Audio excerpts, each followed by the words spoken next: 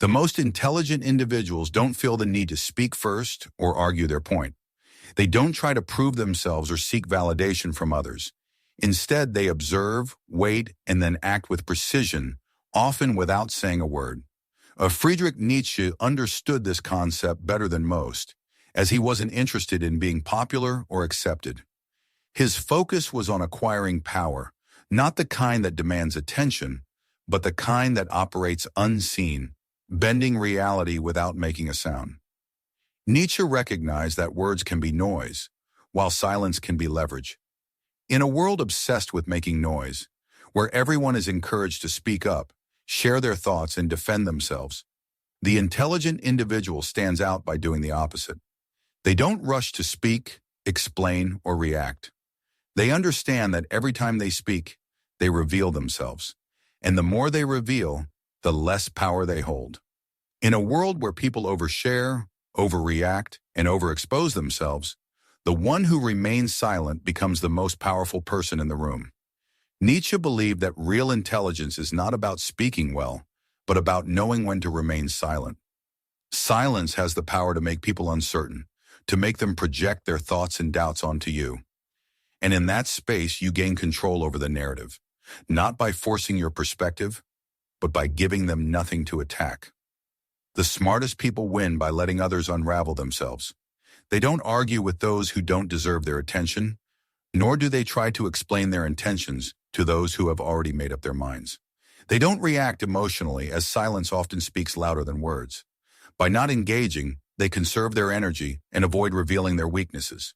Nietzsche's approach to power is not about dominance, but about restraint. He saw that silence can be a form of warfare, where one forces the world to respond to their presence rather than their explanations. The world is full of noise, with people arguing, explaining, and seeking validation. But the intelligent individual moves differently, not needing to win conversations or seek praise.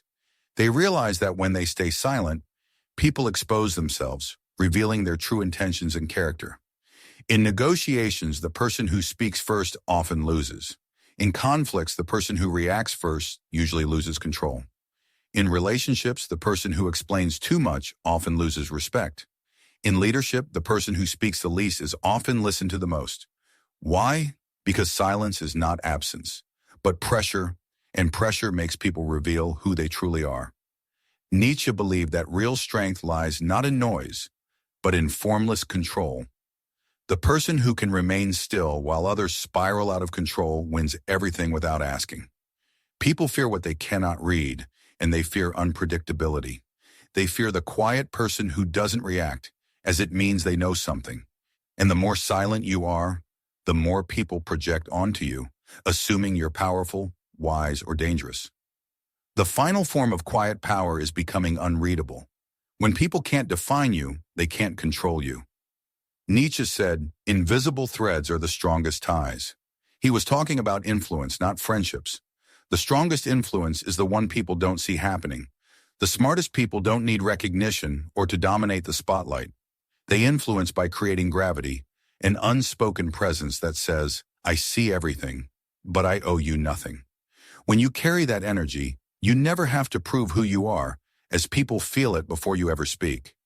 That's not arrogance, but discipline and self-ownership. It's silent psychological dominance, and it's what Nietzsche admired above all. He saw that true individuality begins when you become indifferent to the need for validation, not numb or bitter, but simply above it. Mastering silence makes you harder to provoke, harder to offend, and harder to decode. People have no access to your inner world, and what they can access, they start to respect or fear. That's influence, not manipulation or dominance, but control through space and absence. In a room full of loud people, the one who says nothing commands all the attention, not through charisma, but through stillness and presence. Nietzsche meant that it's not the strength of your sentiments, but the duration of them that makes great men. Your loudest moves aren't your most important ones. It's the consistency of your silence, self-control, and restraint that makes you a force. Real power doesn't announce itself. It arrives, sits down, and watches. And that's the lesson. You don't need to say anything. You just need to become so whole within yourself that your silence becomes the loudest thing in the room.